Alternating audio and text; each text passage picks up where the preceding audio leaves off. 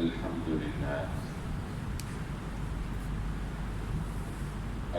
لله نحمده ونستعينه ونستغفره ونؤمن به ونتوكل عليه ونعوذ بالله من شرور أنفسنا ومن سيئات أعمالنا من يهده الله فلا مضل له ومن يضلل فلا هادي له وأشهد أن لا إله إلا الله وحده لا شريك له وأشهد أن محمدا عبده ورسوله اللهم صل على محمد وعلى آل محمد كما صليت على إبراهيم وعلى آل إبراهيم إنك حميد مجيد اللهم بارك على محمد وعلى آل محمد كما باركت على إبراهيم وعلى آل إبراهيم إنك حميد مجيد رب اشرح لي صدري ويسر لي أمري واحلل عقدة من لساني يفقهوا قولي سبحانك لا علم لنا إلا ما علمتنا إنك أنت العليم الحكيم أما بعد فإن خير الحديث كتاب الله وخير الهدي هدي محمد صلى الله عليه وسلم وشر الأمور محدثاتها وكل محدثة بدعة وكل بدعة ضلالة وكل ضلالة في النار فأعوذ بالله من الشيطان الرجيم بسم الله الرحمن الرحيم قال الله تعالى في القرآن المجيد ربكم أعلم بكم إن يشاء يرحمكم وإن يشاء يعذبكم وما أرسلناك عليهم وكيلا قابل صدر احترام حاضرین مجلس محترم مکرم سامعین کرام، ہر قسم کی تعریفات اس خالق مالک ارض و سماوات کے لیے اور لاکھوں کروڑوں درود و سلام آپ محمد مصطفیٰ صلی اللہ علیہ وآلہ وسلم کی ذات اقدس پر۔ ہماری آج کی جو گفتگو ہے وہ کچھ اس مناسبت سے ہوگی کہ ہمارے باہمی اختلافات اور ہمارے اندر سے رواداری، مربت اور لحاظ کا پیمانہ کم کر رہا ہے۔ دن بدن ہمارے اندر سے گناہ کو قبول کرنا، گناہ کو بڑی آسانی سے اپنے اندر جذب کر لینے کی صلاحیت بڑھ رہی ہے، اور نیکی کو اپنے اندر داخل کرنے کی، نیکی کو اپنانے کی جو جستجو ہے وہ ہمارے اندر سے نکل رہی ہے۔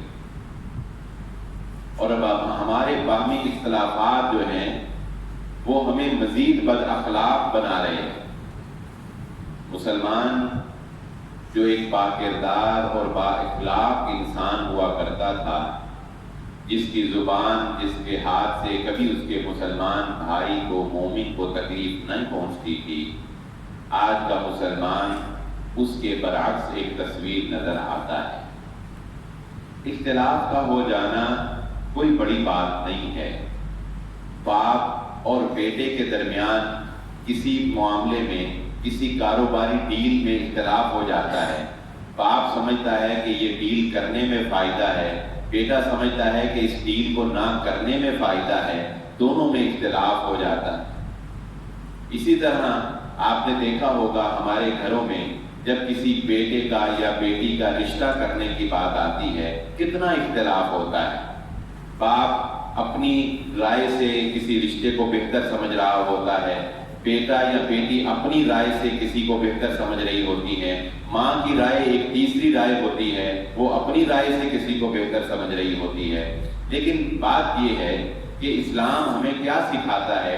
کیا اختلاف کا مطلب یہ ہے کہ ہم دوسرے کو انسانیت کے درجے سے بھی گرا دیں، ہم اس کو انسان بھی نہ سمجھیں، ہم اس کو جینے کا حق بھی نہ دیں، ہم اس کو اس کی رائے کا اظہار کرنے کا اختیار بھی اس سے جو ہے وہ چھین لیں؟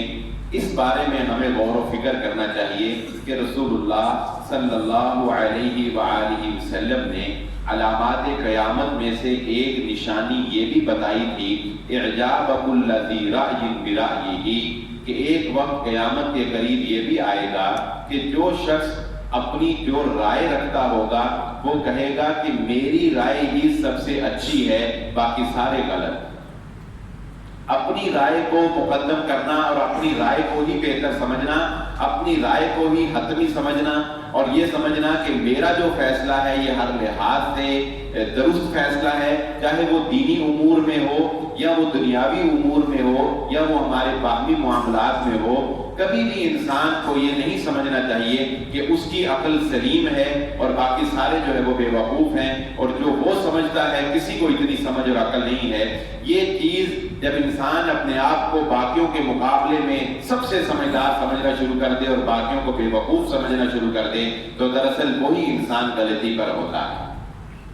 اختلاف میں ہمیشہ اعتدال کا راستہ ہی انسان کو بچاتا ہے، یہ بات ذہن نشین رکھیں۔ اختلاف میں ہمیشہ جو معتدل رائے ہوتی ہے وہی انسان کو بچاتی ہے۔ میں چند ایک مثالوں سے بھی آپ کو بات واضح کر دیتا ہوں، چونکہ یہ اختلافات امت کے اندر بہت گہرے ہوتے چلے جا رہے ہیں۔ مثال کے طور پہ محرم الحرام کے مہینے کے حوالے سے ہی ہم بات کر لیتے ہیں۔ حضرت علی رضی اللہ تعالیٰ عنہ کے بارے میں امت کے اندر 3 طرح کے گروہ پائے جاتے ہیں۔ حضرت علی رضی اللہ تعالیٰ عنہ کی ذات کے بارے میں 3 طرح کی آراء جو ہیں وہ دنیا کے اندر لوگ جو ہے وہ موجود ہیں۔ ایک وہ لوگ ہیں جنہوں نے حضرت علی رضی اللہ تعالیٰ عنہ کی ذات کے بارے میں غلو کیا، ان کو مانا تو اتنا مانا کہ ان کو اللہ کے ساتھ ملا دیا۔ اللہ تعالیٰ کہتے ہیں ایاک نعبد و ایاک نستعین، کہ ہم اعتراف کرتے ہیں کہ اللہ صرف تجھ ہی سے ہم مدد مانگتے ہیں، لیکن ان لوگوں نے حضرت علی رضی اللہ تعالیٰ عنہ سے مدد مانگنا شروع کر دی۔ ان لوگوں نے حضرت علی رضی اللہ تعالیٰ عنہ کو مشکل کشا سمجھ لیا، قلوب کرتے کرتے بہت اوپر چلے گئے وہ، اور ان کے جہالاء نے تو بہت کچھ کہہ دیا۔ یہ ایک گروہ پیدا ہو گیا۔ دوسرا گروہ حضرت علی رضی اللہ تعالیٰ عنہ کے بارے میں وہ پیدا ہو گیا جس نے حضرت علی رضی اللہ تعالیٰ عنہ سے اختلاف کیا اور حضرت علی، حضرت حسن و حسین رضی اللہ تعالیٰ عنہ اجمعین کے بارے میں غلطیاں اور نقائص جو ہے وہ بیان کرنا شروع کر دیے اور ان کو غلط جو ہے وہ کہنا شروع کر دیا۔ اس گروہ کو ہم ناسبی کہتے ہیں۔ جو پہلا گروہ تھا اس کو رافضی کہا جاتا ہے، یہ اہل تشیع بھی اس میں شامل ہو جاتے ہیں، اور جو دوسرا گروہ ہے یہ ناسبی گروہ ہے جو اہل بیت کو ان کے مقام سے گراتا ہے۔ اب یہ کیا ہے؟ یہ 2 ایکسٹریمسٹ ہیں، متشدد گروہ۔ اب درمیانی اور اعتدال کا راستہ کیا ہے؟ وہ اہل سنت والجماعت کا راستہ ہے کہ حضرت علی رضی اللہ تعالیٰ عنہ کو وہ مقام دو جو مقام محمد الرسول اللہ صلی اللہ علیہ وآلہ وسلم نے ان کو دیا ہے۔ ہمارے ایمان کے بے شک ہوگا اگر ہم حضرت علی رضی اللہ تعالیٰ عنہ سے محبت نہیں کرتے، اگر ہم اہل بیت سے محبت نہیں کرتے، لیکن اس محبت کا مطلب یہ تو نہیں کہ ہم حضرت علی رضی اللہ تعالیٰ عنہ کو بڑھا کر نبی سے بھی بڑھا دیں یا نبی کے برابر کر دیں یا اللہ تعالیٰ کے ساتھ شریک ٹھہرانا شروع کر دیں۔ اس کا ہرگز یہ مطلب نہ ان کے مقام کو بڑھاؤ نہ ان کے مقام کو گراؤ۔ ہمیشہ اعتدال والے لوگ ہی فلاح پاتے ہیں۔ اسی طرح یزید کے بارے میں بھی آپ دیکھ لیجیے، یہ اب امت کے اندر کتنا بڑا اختلاف ہے، یعنی اتنا گہرا اختلاف ہے کہ ایک دوسرے کے جان کے دشمن بن جاتے ہیں، ایک دوسرے پر طعن و تشنیع کرتے ہیں، ایک دوسرے کو گالم گلوچ جو ہے وہ کرتے ہیں، اور یہ سوشل میڈیا کے اوپر آپ دیکھتے ہیں نہ جانے کیا کچھ ہو رہا ہوتا ہے۔ اب یزید کے بارے میں بھی آج سن لیجیے کہ علماء کے مابین امت کے درمیان 3 قسم کی آراء پائی جاتی ہیں۔ تاریخ بھری پڑی ہے، دلائل ہر ایک کے پاس اپنے موجود ہوتے ہیں۔ ہر کوئی ایک آدمی کی آپ بات سنیں گے تو آپ کو اس کی بات صحیح لگے گی، دوسرے کی بات سنیں گے تو اس کی صحیح لگے گی، دونوں کو ملا کر سنیں گے تو فیصلہ ہی نہیں کر پائیں گے کس کا کیا کرو، یا ایک تیسرا اور گروہ بن جائے گا۔ تو یہ کچھ معاملات ایسے ہوتے ہیں جو میں یہ سمجھتا ہوں کہ ان کا حل نکالنا ناممکن ہوتا ہے. اگر آپ حل نکالنے کی طرف جائیں گے تو ایک رائے آپ کی بن جائے گی اور وہی رائے آپ کو پھر اختلاف پر ابھار دے گی. تو بہرحال 3 آرا امت کے اندر یزید کو لے کر ایک بات ذہن نشین رکھ لیں، یزید جو ہے یہ صحابی نہیں ہے، یہ صحابی نہیں ہے. ہمارے ذمے صحابی کا دفاع کرنا ہے. اگر کوئی صحابی کو برا کہتا ہے، کوئی صحابی کے اوپر تبرہ کرتا ہے، تو ہمارے ایمان کا تقاضا یہ ہے کہ ہم خاموش نہ بیٹھیں، کیونکہ صحابہ کا مقام و مرتبہ اللہ رب العزت نے قرآن میں بیان کیا. صحابہ کی شان اللہ رب العزت نے قرآن میں بیان کی ہے. ان کو رضی اللہ کا خطاب اللہ رب العزت نے قرآن میں دیا ہے، اور محمد الرسول اللہ صلی اللہ علیہ وسلم نے اپنے صحابہ کے ساتھ محبت کرنے کی تلقین ہمیں فرمائی. اس لیے یزید صحابی نہیں، اس کا درجہ بعد کا ہے. اب پہلا گروہ جو ہے یزید کے بارے میں امت کے اندر کون سا ہے جو یہ کہتا ہے کہ یزید حضرت حسین رضی اللہ تعالیٰ عنہ کی شہادت میں برابر کا شریک ہے. اس کے حکم سے، اس کے کہنے سے یا اس کے اطلاع میں یہ سارا کام جو ہے وہ ہوا. چنانچہ اس بات کو لے کر وہ یزید کے اوپر لعنت کرتا ہے، یزید کو گالی گلوچ کرتا ہے. یہ بات ذہن نشین رکھ لیں کہ حضرت حسین رضی اللہ تعالیٰ عنہ کا جو بھی قاتل ہے، ہم کہتے ہیں اللہ رب العزت اس کے اوپر لعنت فرمائے. جو بھی اس کا قاتل، اس میں کوئی دو رائے نہیں ہے کہ حضرت حسین رضی اللہ تعالیٰ عنہ کے ساتھ ہماری محبت ہے اور ہم ان کے قاتلین کے قتل ہمدرد نہیں ہو سکتے، جو بھی ان کا کوئی قاتل. لیکن میں آپ کو آراء بتا رہا ہوں، جو آپ کا دل کرے گا اپنا لیجیے گا. امت کے اختلاف کی بات ہم سمجھ رہے ہیں کیسے پیدا ہوگا. ایک گروہ یہ پیدا ہو گیا. اب دیکھیں معاملہ کتنا نازک ہے. ایک طرف اہل بیت ہے، اہل بیت جن سے محبت ہمارا ایمان ہے، اور اگر خدا نہ خواستہ اہل بیت کی شان میں ہم ہلکی سی بھی کمی کر دیں تو ہمارے تو ایمان کے جانے کا خطرہ ہے. اہل بیت کے معاملے میں ہم کوئی غلطی، ہلکی سی بھی مسٹیک کر دیں، ہم ہلکا سے بھی کوئی بات ایسی کہہ دیں جو ان کے شایان شان نہ ہو، تو یہ بڑا نازک معاملہ ہے. اس لیے یہ بڑا حساس مسئلہ ہے. اس میں گفتگو بڑے حساس طریقے سے انسان کو کرنی چاہیے. دوسرا گروہ کون سا ہے؟ دوسرا گروہ وہ ہے جو یزید کو حضرت حسین رضی اللہ تعالیٰ عنہ کی شہادت سے مبرہ سمجھتا ہے. وہ یہ کہتا ہے کہ یزید حضرت حسین رضی اللہ تعالیٰ عنہ کی شہادت میں شریک نہیں تھا، اس کو علم نہیں تھا، اس کے حکم پر یہ کام نہیں ہوا. یہ دوسرا گروہ. اب اس دوسرے گروہ نے جو یزید کو حضرت حسین رضی اللہ تعالیٰ عنہ کی شہادت میں شریک نہیں سمجھا، انہوں نے شریک سمجھا.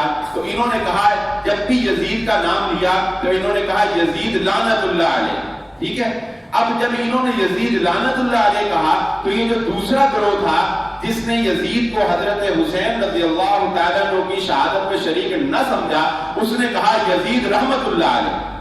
اس نے کیا کہا؟ یزید رحمت اللہ علیہ. اب یہ جو اس کو رحمت اللہ کہنا اور اس کو لعنت اللہ کہنا، یہ دونوں ایکسٹریم ہیں. یہ دونوں کیا ہے؟ ایکسٹریم ہے. اب ان کے رحمت اللہ کہنے کی وجہ سے ان کو غصہ آتا ہے اور ان کے لعنت اللہ کہنے کی وجہ سے ان کو غصہ آتا ہے. اور اس غصے کا نتیجہ کیا نکلتا ہے کہ دونوں ایک دوسرے کی بات کو سمجھنے کے لیے یا اعتدال کی راہ اختیار کرنے کے لیے تیار نہیں ہیں، بلکہ یزید کو لے کر امت ایک دوسرے کی جانی دشمن بن گئی اور ایک دوسرے کے اوپر جو ہے وہ قدغن لگا کر ایک دوسرے کو جو ہے قتل و غارت تک جو ہے وہ امت نے پہنچا دیا. یہ دو آراء ہیں. اور تیسری رائے جو میں نے شروع میں ہی ذکر کیا کہ ہر مسئلے میں بہرحال ہمیں کوشش اعتدال کی رائے اختیار کرنے کی کرنی چاہیے. یزید کے بارے میں ایک تیسری رائے، اور وہ تیسری رائے کیا ہے؟ وہ تیسری رائے آپ کہہ سکتے ہیں کہ مجھ جیسے کمزور لوگوں کی رائے ہے، مجھ جیسے وہ لوگ جو فطرے کو پسند نہیں کرتے، انتشار کو پسند نہیں کرتے، ان لوگوں کی رائے ہے. اور وہ رائے یہ ہے، جیسے کہ میں نے شروع میں ذکر کیا، کہ نہ تو ہم پر یہ لازم ہے کہ ہم یزید کا دفاع کریں اور نہ ہی ہم پر یہ لازم ہے کہ ہم اسے جو ہے وہ پکا جہنمی جو ہے وہ قرار دیں. تیسری رائے ہے، وہ کہتے ہیں کہ ہمیں اس کے بارے میں خاموشی اختیار کرنی چاہیے.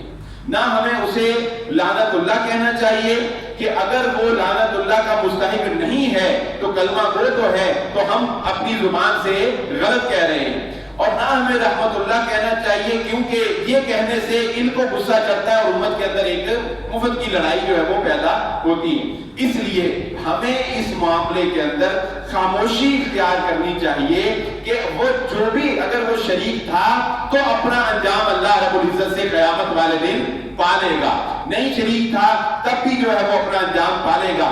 ہمارا ساتھ یزید کا نہیں ہے، ہمارا ساتھ حضرت حسین رضی اللہ تعالیٰ عنہ کا۔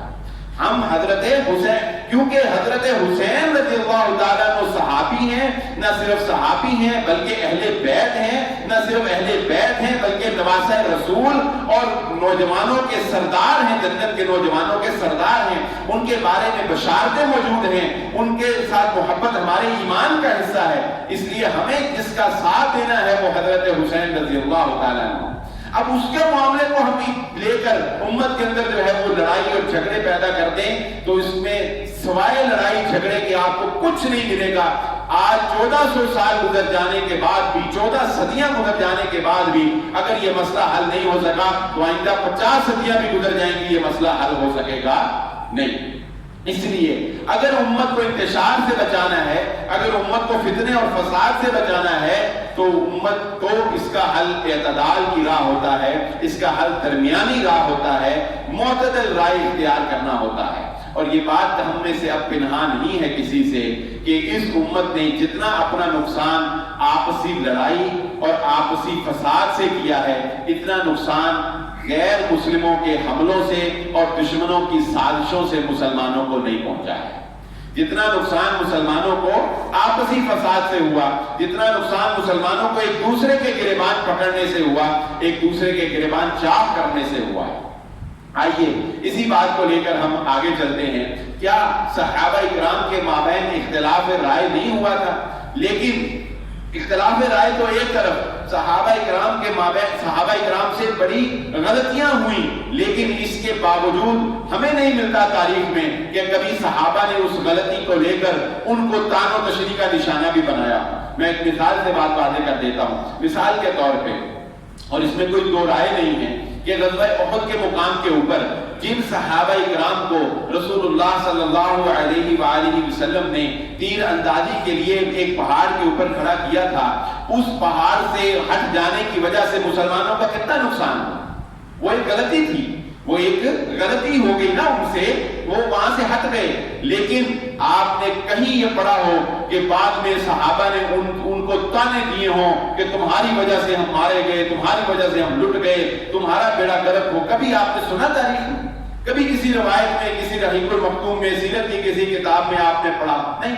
کیوں؟ بھئی انسان تھے، غلطی ہو جاتی ہے، انسان تھے، غلطی ہو جاتی ہے، وہ حساس لمحے ہوتے ہیں، نہیں فیصلہ ہو پاتا انسان سے، انسان غلطی میں، انسان جو ہے وہ فیصلے میں غلطی کر جاتا ہے۔ لیکن اس کا مطلب یہ تو نہیں ہے کہ آپ دوسرے کو تانے دے دے کر جو ہے وہ مار دیں اور دوسرے کو جو ہے وہ ایمان سے ہی خارج کر دیں اور یہ کہیں کہ جو مجھے سمجھ آئی ہے نا، جو میں ہوں نا، بس میں ہی ہوں، کوئی دوسرا میری ٹکر کا، کوئی دوسرا میرے مقابلے کا نہیں ہو سکتا۔ اسی طرح ایک اور بات بڑی اہم ہے جو ہمارے روزمرہ کے مسائل میں بڑی اہم ہے۔ ہمارے استاد محترم اللہ تعالیٰ ان کی زندگی میں برکت عطا فرمائے، فضیلت الشیخ حافظ مسعود عالم حافظہ اللہ تعالیٰ نے ہمیں یہ بات سمجھائی، اور یہ بات اگر سمجھ آ جائے تو ہم بہت سے مقامات پر اختلاف سے بچ سکتے ہیں۔ اور وہ بات کیا ہے کہ بسا اوقات، تھوڑی سی کوشش کروں گا آسان کر کے آپ کو سمجھاؤں، بسا اوقات کوئی کام جائز ہوتا ہے اور وہ امت کے اندر رائج ہوتا ہے۔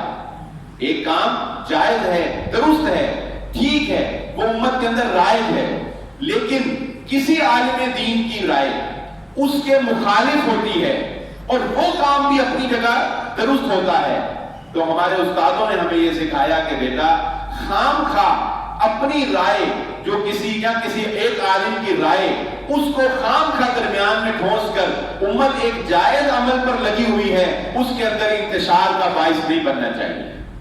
یہ ایسے شاید آپ کو بات سمجھ نہیں آئے کہ میں مثال سے سمجھاؤں گا تو انشاءاللہ آپ کو سمجھ میں آ جائے۔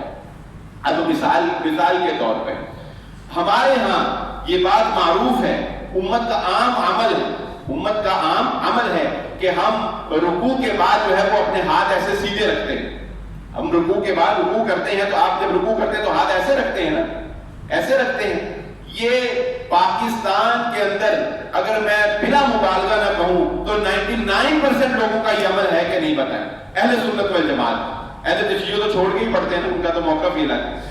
اہل سنت والجماعت، اہل حدیث، دیوبندی، بریلوی یا اور جتنے گروہ ہیں، یہ معروف تین ہیں، اہل حدیث ہوں، دیوبندی ہوں یا بریلوی ہوں، اہل سنت والجماعت کے یہ تین بڑے گروہ اس وقت جو ہے پاکستان کے اندر معروف.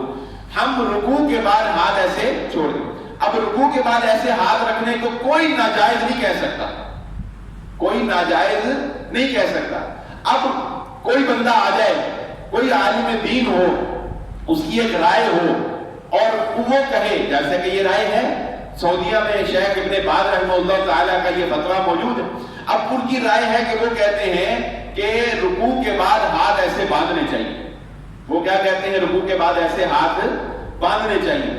ہاتھ چھوڑنے والے کو بھی وہ جائز سمجھتے ہیں اور ہاتھ باندھنا ان کا موقف ہے. اب کوئی آ جائے دارالاسلام مسجد میں اور وہ کہے کہ نہیں جی تسی سارے چھڈ کے نماز پڑھتے ہو، بندنے چاہیے نے رکوع، تاکہ نماز ہی نہیں ہوئی. یا وہ لوگوں کو کہنا شروع کرتے کہ نہیں باندھا کرو باندھا کرو. اب ایک جائز کام چھوڑنا جائز کام ہے نا، رائج ہے نا، خام خواہ آ کر اس میں ایک دوسرے جائز کام کو ٹھونس کر کیا فائدہ بتائیں؟ کچھ ملے گا سوائے اس کے کہ دارالاسلام میں دو گروہ بن جائیں گے. کوئی 4-5 آدمی اس کی باتیں سن کے، اس کے دلائل سن کے کہیں گے کہ ہاں یہ دیکھا یہ ٹھیک کہتا ہے، اسی آج تک گروہ کرتے آئے ہیں، غلطی کرتے ہیں، سانو کسی مولوی نے دسیا ہی نہیں. یہ بھی لوگ بڑا کہتے ہیں وہ سانو تے کسی مولوی نے دسیا ہی نہیں، سانو تے آج تک جو ہے اولن کی رکھا. ٹھیک ہے بھئی، مولویوں کے نہ بتانے کی بھی بسا اوقات حکمت ہوتی. ہر بات جب ایک جائز کام، میں نام نہیں لیتا، ایک عالم دین انہوں نے وحدت امت پر کتاب لکھی، وحدت امت پر کتاب لکھی کہ امت میں وحدت جو ہے وہ ہونی چاہیے. اس کے ایک شاگرد سے میری بات ہوئی، میں نے کہا آپ کے مولانا صاحب کا عمل آپ کی اس کتاب کے خلاف ہے، وحدت امت کے خلاف ان کا عمل ہے. انہوں نے کہا وہ کیسے؟ میں نے کہا پاکستان کے اندر یہ معروف ہے کہ 99% جو ہے وہ جنازے جب پڑھائے جاتے ہیں تو دو طرف سلام پھیرا جاتا ہے. بتائیں ایسے ہے کہ نہیں؟ اور یہ جائز ہے، بالکل کوئی غلط نہیں، کوئی اس کو غلط کہہ سکتا ہی نہیں. اب اگر کوئی شخص وحدت امت کا قائل ہے کہ امت کو میں نے جوڑنا ہے، تو وہ اگر ایک سلام کا قائل بھی ہو، اسے سلام دو طرف پھیرنا چاہیے. لیکن انہوں نے کیا کہا؟ انہوں نے کیا کیا؟ کتاب وحدت امت میں لکھ دی اور جنازہ پڑھانا تو سلام ایک طرف پھیرنا. کیوں جی؟ میں اس کو جائز سمجھ. بھئی ٹھیک ہے آپ اس کو جائز سمجھتے ہوں گے، لیکن جب آپ نے 99% لوگوں کو جو دو طرف سلام پھیرتے تھے ایک طرف سلام کی ترغیب دینا شروع کر دی، آپ نے تو خود امت کے اندر انتشار پیدا کر دی. آپ نے تو خود امت کے اندر ایک اور رائے. اس لیے میں یہ سمجھتا ہوں بسا اوقات کسی، جیسا کہ میں نے بیت اللہ کی فضیلت میں جو جمعہ پڑھایا تھا، آپ کو یاد ہوگا کہ میں نے اس میں ایک واقعہ بیان کیا تھا کہ رسول اللہ صلی اللہ علیہ وآلہ وسلم نے یہ خواہش کی کہ میں بیت اللہ کے دروازے کو نیچا کر دوں اور 2 دروازے بنا دوں، لیکن آپ صلی اللہ علیہ وسلم نے فرمایا کہ امت اس کو قبول نہیں کرے گی. اے عائشہ تیری امت اس کو قبول کیوں؟ یہ ایک جائز کام امت میں رائج ہے، میں ایک اور جائز کام امت میں لاؤں گا تو امت تو منتشر ہو جائے گی ذہنی طور پر. اس لیے ہمارے ہاں جو یہ ایک ٹرینڈ بن گیا ہے ایک انوکھی بات کرنے کا، ایک وکری گل کرنے کا، ایک اپنا نیا ہی فتویٰ جو ہے وہ رائج کرنے کا، جبکہ ایک جائز کام جو امت کے اندر پہلے سے موجود ہو رہا ہوتا ہے وہ بھی جائز ہوتا ہے، لیکن پھر ایک اور جائز کام کو اپنی رائے کو جو ہے وہ مقدم کرنا اور پھر یہ کہنا کہ یہی ٹھیک ہے اور پھر 99% لوگوں کو اس سے ادھر کو لے کر آنا، اس سے پھر امت کے اندر اختلاف پیدا ہوتا ہے، اس سے پھر امت کے اندر انتشار پیدا ہوتا ہے. اس لیے اس بات کو ملحوظ خاطر رکھنا چاہیے ہمیں کہ اگر ہم امت کے اندر انتشار نہیں چاہتے، ہم وحدت چاہتے ہیں، ہم اتفاق رائے چاہتے ہیں، تو پھر ایک مجتہد کی جو رائے ہے وہ اس کی ذات کی حد تک تو ہو سکتی ہے، لیکن اس کو پبلک کرنے میں ہمیں بہت ہی محتاط رہنا چاہیے. لیکن پھر بھی اگر وہ پبلک ہو بھی جاتی ہے تو پھر بھی ہمارا رویہ دوسرے کے ساتھ نفرت آمیز نہیں ہونا چاہیے. بہت سی مس انڈرسٹینڈنگز بھی ہیں، یہ بات بھی ذہن نشین رکھ لیجیے. بات آئی ہے تو اس کو بھی سمجھ لیتے ہیں، کیونکہ بہت سے لوگوں کی دنیا وہ محدود ہوتی ہے، جیسا کہ مینڈک کی دنیا اس کا تالاب ہی ہوتی ہے، یہ صرف ایک مثال ہے۔ بہت سے لوگوں کی دنیا محدود ہوتی ہے، انہوں نے صرف اپنے ہی دائرہ کار میں دیکھا ہوتا ہے۔ جب ان کا دائرہ کار وسیع ہوتا ہے پھر انہیں پتہ لگتا ہے کہ نہیں، دنیا تو یہ بھی ہے، مسائل تو یہ بھی ہیں، مجبوریاں تو یہ بھی ہیں، پھر ان کے مسائل میں لچک آنا شروع ہو جاتی۔ میں مثال سے بات سمجھا دیتا ہوں آپ کو، سمجھ فوراً ہی آ جائے گی۔ میرے کزن نے، میرے تایا ابو کے بیٹے نے تیسری منزل، گلستان کالونی اکبر چوک میں تیسری منزل سے اٹھا کر ٹی وی گلی میں پھینکا۔ یہ میں اپنے خاندان کی آپ کو بات بتا رہا ہوں، کیوں؟ شیطان توڑ دیا۔ کیوں ایسا ہوا؟ دائرہ کار محدود تھا، سمجھتے تھے یہی دنیا ہے۔ آج بتائیے وہ جو توڑنے والا تھا، آج اس کے ہاتھ میں ہر وقت جو ہے وہ موبائل ہوگا جس پر ہر عالم دین کی ویڈیو چل رہی ہوگی، وہ توڑوانے والوں کی بھی ویڈیو چل رہی ہوگی۔ اسی طرح بہت سے امور جو ہیں وہ اس بات کے متقاضی ہوتے ہیں کہ ہم اپنے دائرہ کار سے نکل کر ذرا سوچیں۔ جب انسان دائرہ کار سے نکلتا ہے، دوسروں کے موقف کو سنتا ہے، دنیا کی مجبوریاں دیکھتا ہے، پھر اسے اندازہ ہوتا ہے کہ نہیں، دنیا اس کے علاوہ بھی ہے۔ آگے چلیے، مثال کے طور پہ جو وہ لوگ جو مس انڈرسٹینڈنگز پیدا کرتے ہیں، خدشات پیدا کرتے ہیں، وہ یہ چاہتے ہی نہیں ہیں کہ کوئی ایک مکتبہ فکر کے لوگ دوسرے مکتبہ فکر کی بات سنیں، کیونکہ جب وہ دوسرے مکتبہ فکر کی بات سنیں گے تو ان کے اندر، ان کے ساتھ اگر وہ حق پر ہے تو لچک پیدا ہو جائے گی، لچک اور نرمی پیدا ہو جائے گی۔ اس وجہ سے ہر جو اپنے محدود رکھنے والا شخص ہے، جو ہر وہ فرد جو امت کو توڑ کر رکھنا چاہتا ہے، وہ لوگوں کو ان کے دائرہ کار سے باہر نہیں نکلنے دیتا۔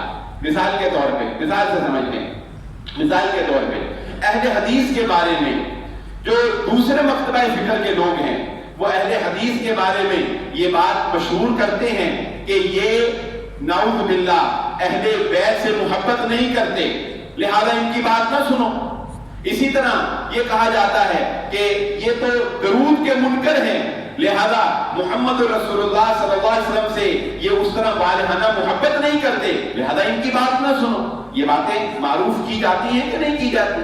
اچھا، اب اس کا نتیجہ کیا ہوتا ہے کہ لوگ اپنے ہی ذہن میں ایک سوچ بنا لیتے ہیں کہ نہیں یار، اہل حدیث تو جو ہیں وہ گستاخ ہیں، اہل حدیث تو اہل بیت کے محبت نہیں کرتے۔ لیکن کبھی کوئی بھولا بسرا آ کے دارالسلام میں جمعہ پڑھ لیتا ہے تو اسے پتا چلتا ہے کہ بھائی یہ تو اہل بیت کے محبت کرنے والے ہیں، یہ تو نبی صلی اللہ علیہ وسلم پر درود کے قائل ہیں، یہ تو درود کو دعا کا حصہ سمجھتے ہیں، نماز کا حصہ سمجھتے ہیں، پھر اس کی آنکھیں کھلتی۔ اسی طرح اہل حدیثوں کے اندر بھی ایسا ہے، اہل حدیث بھی یہی سمجھتے ہیں کہ جو ہر طبقہ، ہر مکتبہ فکر میں ہر لیول کے لوگ ہوتے ہیں، بعض معتدل، بعض متشدد، بعض مناظرہ قسم کے جو ہے وہ لوگ، ہر طرح کے لوگ، بعض جہالا ہوتے ہیں، وہ بات ہی ایسی پوری کرتے ہیں کہ بندہ کہتا ہے کہ یار یہ بندہ عالم ہو ہی نہیں سکتا۔ ایسے جہالا بھی ہر مکتبہ فکر میں ہوتے ہیں۔ اچھا، اہل حدیثوں کے اندر بھی یہ بات مشہور اور معروف ہے کہ نہیں جی، جو مقلد ہیں وہ تو بس نبی صلی اللہ علیہ وسلم کی حدیث کو پسے پش ڈال دیتے ہیں، مانتے ہی نہیں ہیں، وہ تو امام کی ہی مانتے ہیں۔ حالانکہ 100% ایسا نہیں، حالانکہ 100% ایسا نہیں، اور اب تو بہت زیادہ لچک ان کے اندر آ گئی۔ بلکہ مولانا تقی عثمانی رحمہ اللہ تعالیٰ کی اگر آپ کتابیں پڑھیں گے تو ان کے اندر تو بہت سی ایسی رائے ہیں جس میں انہوں نے امام ابو حنیفہ رحمہ اللہ کی رائے کو رد کیا، امام ابو حنیفہ رحمہ اللہ کی رائے کو ختم کیا، اگرچہ وہ اپنے آپ کو مقلد کہتے ہیں۔ ان کے اندر لچک آئی، کیوں؟ ان کا دائرہ کار وسیع ہوا۔ یہ سوشل میڈیا کی بھی برکت ہے اور میڈیا کے فروغ کی بھی برکت۔ اچھا، اس وجہ سے ہمارا یہ ذہن ہی بن گیا کہ نہیں نہیں، یہ تو ہے ہی بس ایسے ہی ہے، تو نبی صلی اللہ علیہ وسلم حدیث کو مانتے ہی نہیں ہیں۔ ہم نے وہ ایک ذہن بنا لیا اور ان کے ساتھ ہماری نفرت بڑھ گئی۔ اسی طرح بریلوی حضرات کے بارے میں اہل حدیثوں کا یہ ذہن بن گیا کہ یہ تو ہوتے ہی جو ہے بس مشرک ہی۔ بتائیے یہ ذہن ہے کہ نہیں؟ یہ مشرک ہی ہے، لیکن ہر بریلوی مشرک نہیں ہوتا، ہر بریلوی مشرک تو نہیں ہوتا۔ ہاں، وہ جو درباروں پر جا کر سجدے کرتے ہیں ان کے علماء بھی کہتے ہیں کہ تم غلط کر رہے ہیں۔ جو ان کے علماء ہیں، جیسا کہ میں نے پہلے بات کی، ہر طبقہ فکر میں کچھ لوگ ہوتے ہیں جو اچھے ہوتے ہیں، علم والے ہوتے ہیں، بات کو سمجھنے اور سمجھانے والے ہوتے ہیں، اور ہر مکتبہ فکر میں ایسے بھی ہوتے ہیں جو انتشار، جو فتنہ پروری اور جو اپنی بات کو آگے کرنے والے ہوتے ہیں۔ تو بات کرنے کا مقصد کیا ہے کہ دوسرے کی رائے کو سنیں، دوسرے کی رائے کا احترام کریں، دوسرے کی بات کو سمجھیں۔ اگر آپ کو دوسرے کی رائے اپنے علماء کی رائے سے دلائل کی بنیاد کے اوپر، اور دلائل وہ من گھڑت نہیں ہونے چاہیے۔ دلائل میں ہم جب بات کرتے ہیں تو دلیل کون سی؟ دلیل قرآن اور محمد الرسول اللہ صلی اللہ علیہ وآلہ وسلم کا فرمان ہے، دلیل صحابہ کرام کا عمل۔ سنیں، اگر اس کی بات آپ کو بہتر لگتی ہے تو یقین مانیے اس کو ماننے میں ذرا دیر نہ کیجیے، اس کو ماننے میں ذرا بھر بھی دیر نہ کیجیے۔ ہمارے اندر ایک بہت بڑی اختلاف کی وجہ یہ بھی ہے جو رسول اللہ صلی اللہ علیہ وسلم نے فرمایا، اور جو میں نے شروع میں بھی آپ کو بیان کر دی وہ حدیث، کہ کوئی بندہ یہ ماننے کے لیے تیار نہیں ہے کہ میں اب میری رائے کمزور اور میں دوسرے کی رائے مان لوں، میں دوسرے کی بات مان لوں، میں دوسرے سے ہار جاؤں۔ مناظرے میں کبھی بھی مناظر کو فائدہ نہیں ہوا، 99% مناظر کو فائدہ نہیں ہوا، سننے والوں کو فائدہ ہو جاتا ہے۔ جب بھی دو آدمیوں کا مناظرہ ہوتا ہے، مناظر کو کیا مطلب؟ کبھی آپ نے یہ دیکھا کہ دو مناظرہ کرنے والوں نے جب مناظرہ ختم کیا ہو تو ایک نے یہ کہا ہو کہ ٹھیک ہے میں دوسرے کی رائے کو مانتا ہوں؟ کبھی دیکھا میں نے نہیں ابھی تک ایسا کوئی مناظرہ۔ اس نے یہ کہا ہو کہ جی ہاں میں مان گیا، میری غلطی تھی، میں غلطی پر مجھے سمجھ نہیں آئی، لہذا میں اس کی رائے کو آج کے بعد اپنا، اللہ ماشاءاللہ کوئی ہوگا نہیں مانتا۔ کیوں؟ وہ سوچ کے آیا ہوتا ہے کہ میں نے اس کو ہرانا ہی ہرانا ہے، وہ بنا کر ذہن آیا ہوتا ہے، ماننے کے لیے تو وہ آیا ہی نہیں ہوتا، سمجھنے اور سمجھانے کے لیے تو وہ آیا ہی نہیں ہوتا، وہ تو آیا ہی اس لیے ہوتا ہے کہ میں نے اس کو ہرانا۔ اور اگر وہ اپنی ہار مان لینا تو پیچھے ایک پورا طبقہ بیٹھا ہے جو اس کو لان تان کرنے والا ہے، پیچھے ایک پورا طبقہ ہے، اس کے حواری ہیں، اس کے پیچھے پورا ایک گروہ ہے جو اس کو کہے گا چل تو بڑا مناظر بنتا تھا، ہار کے آ گیا، نکل یہاں سے۔ اس لیے ہاں، لیکن جو سننے والے ہوتے ہیں ان کو پتہ لگ جاتا ہے کہ کس کی بات صحیح ہے اور کس کی بات غلط ہے، وہ بدل جاتے ہیں، سننے والے بدل جاتے ہیں۔ یہ اتنی بری چیز ہے، انا، تعصب اور اپنی شکست کو قبول نہ کرنا، یہ اتنی بری چیز ہے، انسان جہنم برداشت کر لیتا ہے، اپنی انا نہیں چھوڑتا۔ میں مثال سے بات سمجھا دیتا ہوں۔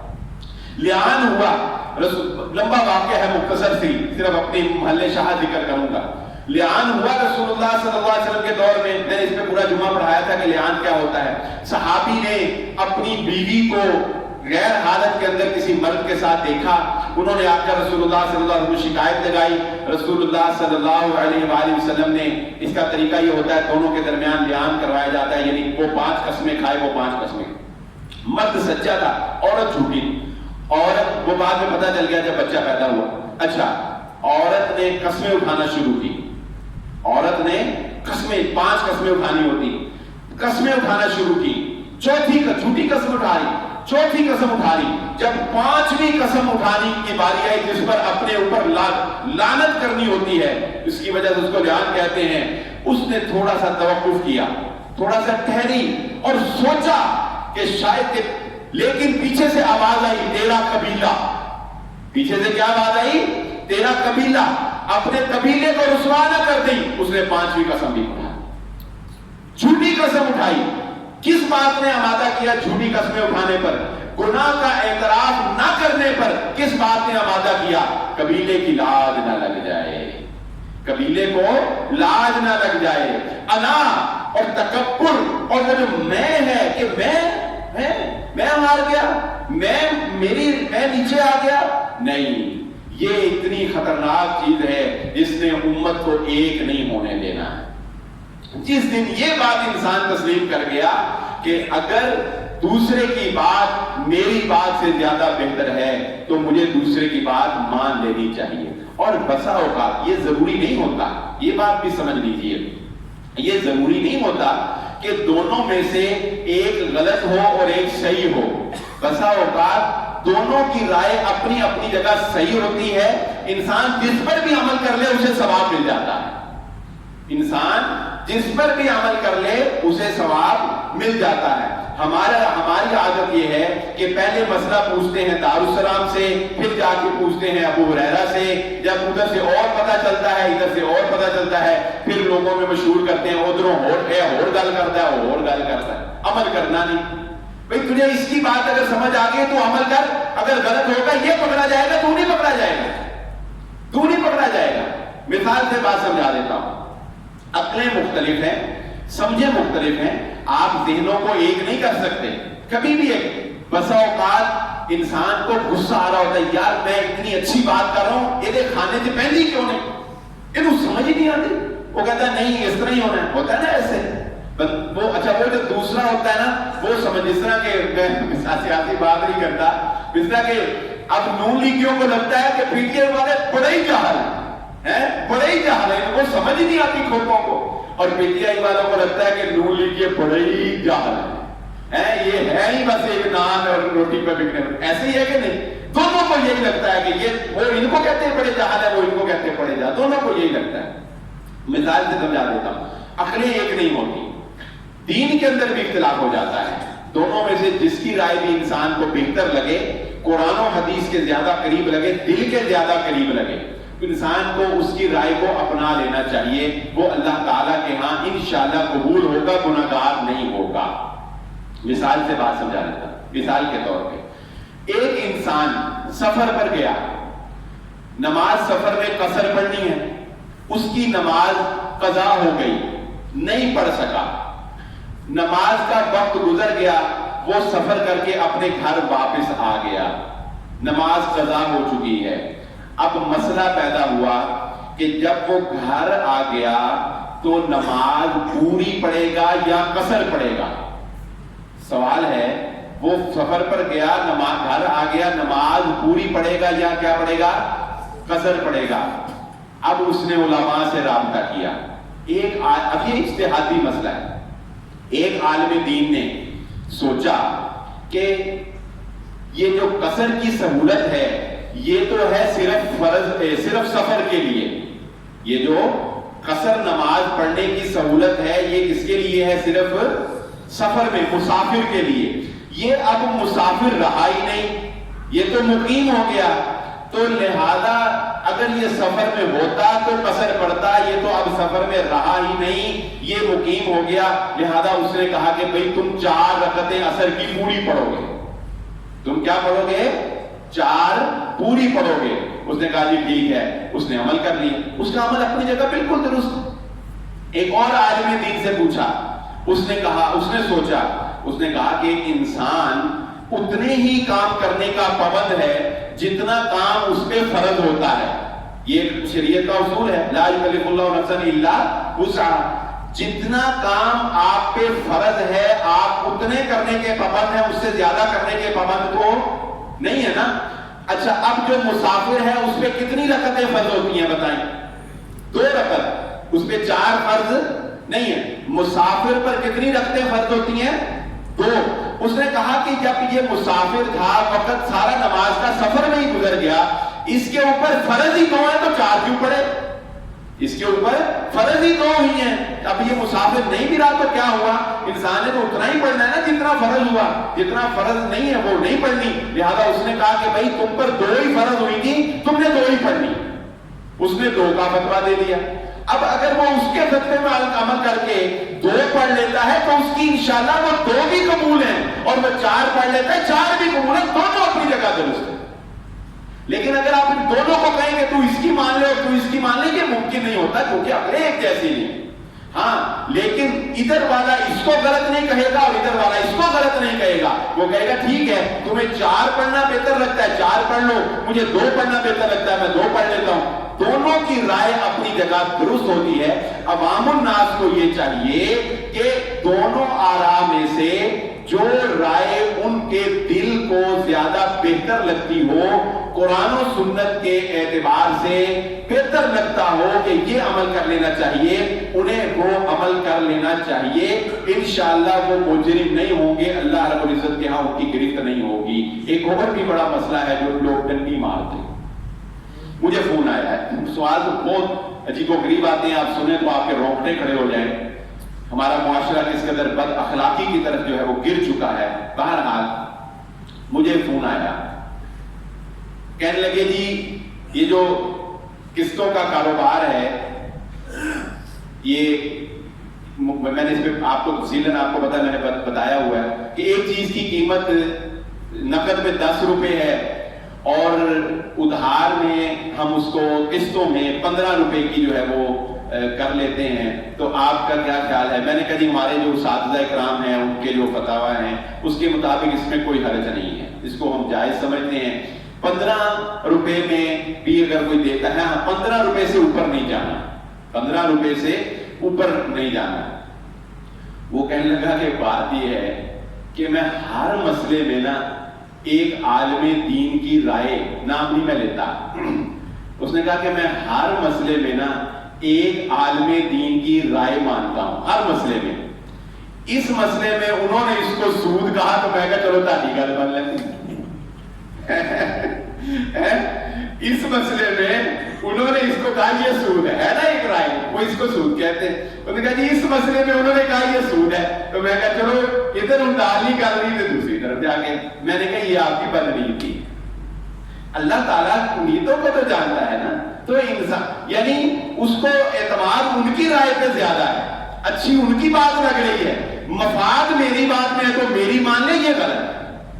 بھئی جس کی بات دل کو لگے، جس کی بات اچھی لگے، جس کی بات دل کو لگے، جس کی بات اچھی لگے، جس کی بات دلائل کے مطابق لگے، کہتا تسلی ان پہ ہوتی ہے، تسلی ان کی بات پہ ہوتی ہے، مفاد کاروبار کہتا ہے کہ یہ مانو، تو میں نے کہا یہ تو پھر ڈنڈی ہے، اپنے اللہ سے پوچھو، اپنے ضمیر سے پوچھو۔ تو اس طرح کی ڈنڈیاں بھی ہم لوگ پھر بہت ساری جو ہے وہ مار جاتے ہیں۔ بہرحال اپنے آپ کو کول رکھیں، اپنے آپ کو ٹھنڈا کریں، اختلاف کرنے والے کو بھی انسان سمجھیں، اس کے اوپر چڑھنا دوڑیں، امت کو ایک کرنے کی کوشش کریں۔ بہت سی مثالوں سے آپ کو بات سمجھانے کی کوشش کی، اور دوسروں کو موقع دیں کہ وہ آپ کی بات سنیں، اور آپ مواقع پیدا کریں کہ وہ آپ دوسروں کی بات سنیں۔ اپنی دنیا کو محدود نہ کریں، اپنی دنیا کو وسیع کریں۔ جب انسان وسیع ذہن سے سوچتا ہے پھر اسے پتہ چلتا ہے حالات کیا ہیں، مجبوریاں کیا ہیں، حقائق کیا ہیں، پھر انسان کے اندر وسعت پیدا ہوتی ہے، پھر وہ اڈاپٹ جو ہے وہ چیزیں جو ہے وہ اڈاپٹ کرنا شروع کرتا ہے۔ یہ جب مائک آیا